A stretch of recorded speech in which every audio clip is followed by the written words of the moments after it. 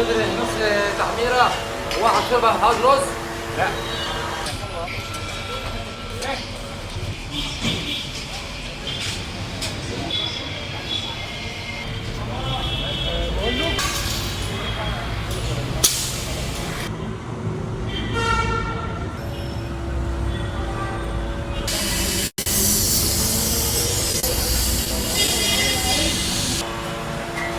بقول له ايه كان فضل الله عليك عظيمه.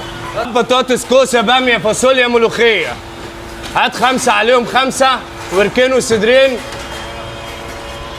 وهات 2 بلحمه وحمر 1 لحمه، وهات 1 محشي عم وائل.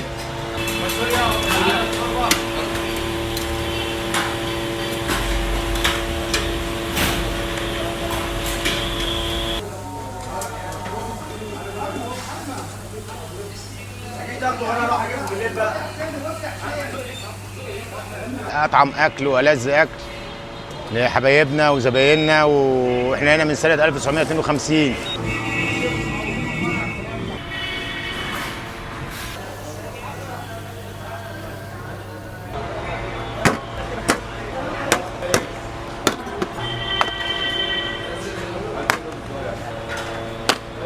الصلاة على النبي. رقم 1 في مصر الحاج مجدي، واحد بس، رقم 1 في مصر. الابتسامة الجميلة. بص الابتسامة الجميلة على المكرونة، حاجة تفتح النفس.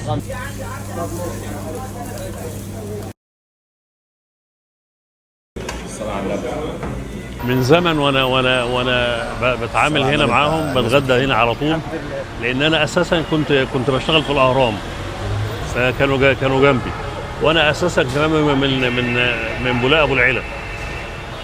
عايز اقول لك بالنسبه للوجبات بتاعتهم ما بتفرقش عن البيت عندي خالص.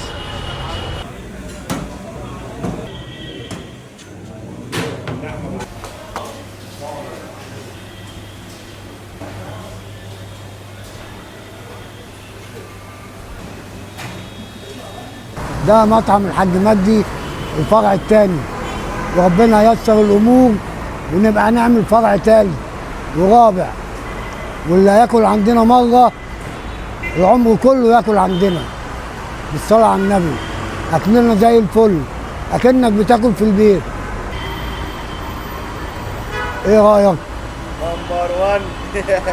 مجدي ده من زمن الزمن، الاكل كله الله اكبر، بيت اللحمه بيتي والفراخ كلها بالصلاه على النبي محمره، والله اكبر عليه من زمن الزمن، واحنا عيال صغننه كده. الاكل زي الفل، الله اكبر. احلى اكل الحاج مجدي، اكل بيتي، اكل جميل، فراخ، كوارع، اي حاجه موجوده. احلى اكل حاج مجدي وحسين ومحمد ونور، احلى طبيخ هنا عندنا.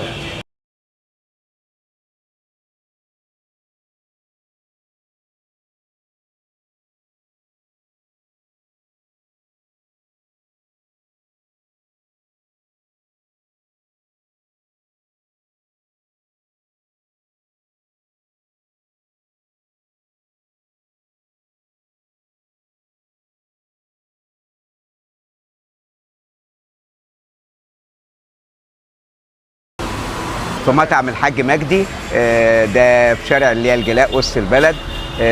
طبعا بالنسبه لنا احنا طول عمرنا اللي هي كان يعتبر مطبخ بيتنا اللي احنا بنعتمد عليه، يعني كوجبه اساسيه.